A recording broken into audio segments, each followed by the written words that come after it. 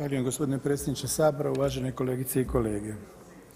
Teško je bilo što dodati ovome što smo do sad čuli, pa ću ja prije svega reći da apsolutno podržavam ono što je rekla koleginica Kosor i samo još par stvari bih želio napomenuti. Krenut ću od kraja. Jedan mladi čovjek koji se zove Pajičić platio je debelo zdravstvenim svojim stanjem ono oko čega se u ovoj zemlji razgovara, a to je da li ćemo primijeniti Ustavni zakon ili nećemo.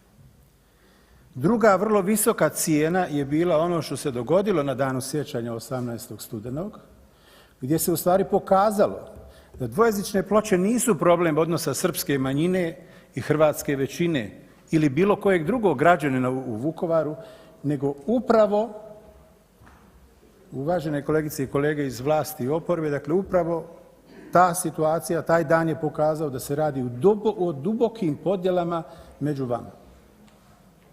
Zato ću vas ja sa jedne načelne razine zamoliti, ako smo zakon, Ustavni zakon donijeli, primjenjivati ga moramo.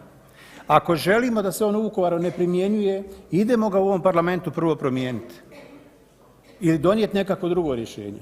Ali ovo da mi trebamo u Hrvatskom saboru raspravljati da li ćemo neki od zakona uopće primjenjivati ili nećemo, na tom tragu možemo postaviti onda upitnim primjenu bilo kojeg zakona koji ovdje donese.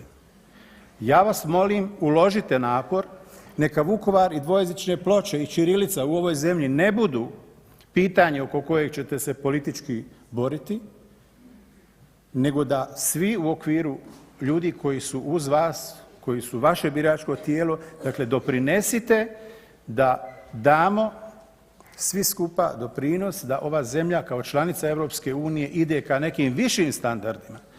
Ja neću komentirati referendum, ne znamo još hoće li ga biti ili neće, ali podsjećam, ako bi došlo do njega i ako bi se odredbe koje, dakle ako bi se izglasalo 50%-tna kvota, ne bi tad samo srpska manjina nego i neke druge manjine bi ostale bez prava u pojedinim sredinama i u Istri, pa i mađarska i slovačka manjina i češka. Dakle, onda bi to donijelo još niz drugih problema. Ja vas pozivam, ova zemlja ima dovoljno i drugih problema, učinite sve da rješavamo krucijalne probleme, a ne da nam prava nacionalnih manjina budu predmet političke borbe.